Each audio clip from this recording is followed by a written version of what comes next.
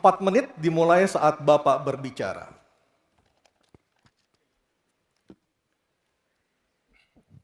Terima kasih. Selamat malam Bapak Ibu sekalian yang hari ini hadir di studio dan tentu saja yang menyaksikan melalui tayangan televisi atau streaming. Kami membaca sekaligus mencatat persoalan luar negeri, pertahanan keamanan, dan tentu saja dari 3 ini kami akan menyampaikan poin per poin. Yang pertama terkait dengan politik luar negeri kita. Politik luar negeri kita adalah alat untuk negosiasi terhadap dunia luar, tapi kepentingan nasional harus nomor 1. Kenapa itu menjadi penting? Karena kita mesti betul-betul bisa melakukan redefinisi terhadap politik luar negeri yang bebas aktif, yang disesuaikan dengan kondisi kekinian. Ini penting karena apa? Karena kita perlu untuk memilih, memilah, dan memprioritaskan yang menjadi kekuatan, keinginan dari bangsa dan negara ini. Rakyat butuh bekerja, rakyat butuh lapangan kerja lebih banyak, investasi harus lebih banyak. Maka kita mesti memperkuat infrastruktur diplomasi kita, duta besar, para diplomat, dan tentu saja inilah yang mesti kita berikan penugasan-penugasan untuk membereskan persoalan-persoalan kepentingan ekonomi nasional dalam konteks kekinian.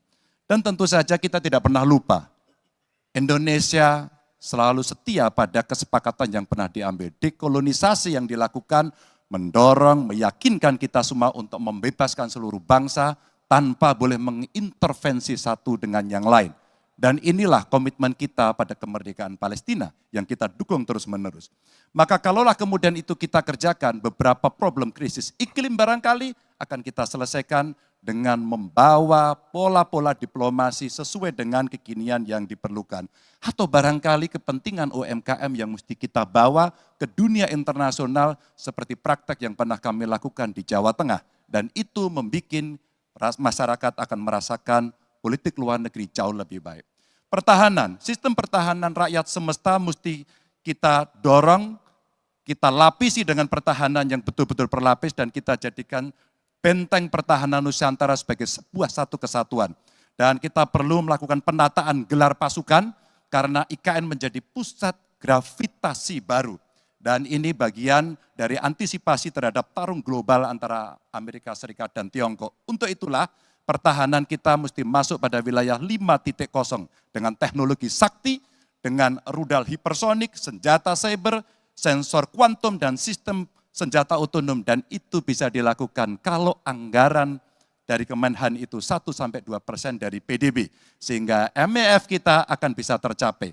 Karena ini yang mengerikan di 2024 saya khawatir ini tidak akan tercapai. Untuk keamanan, terorisme, narkoba, pinjaman online, judi online, kekerasan seksual, ini perlu mendapatkan perhatian termasuk TPPU. Maka reformasi kepolisian betul-betul harus mengantisipasi ini dengan penguatan cyber system kita, termasuk pengembangan SDM cyber yang kuat.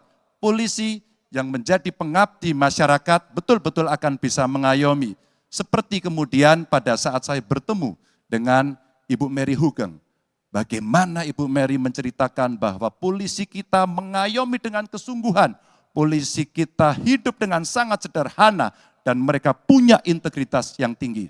Sebagai anak polisi, saya paham betul ini sesuatu yang sulit dan pasti akan bisa kita lakukan.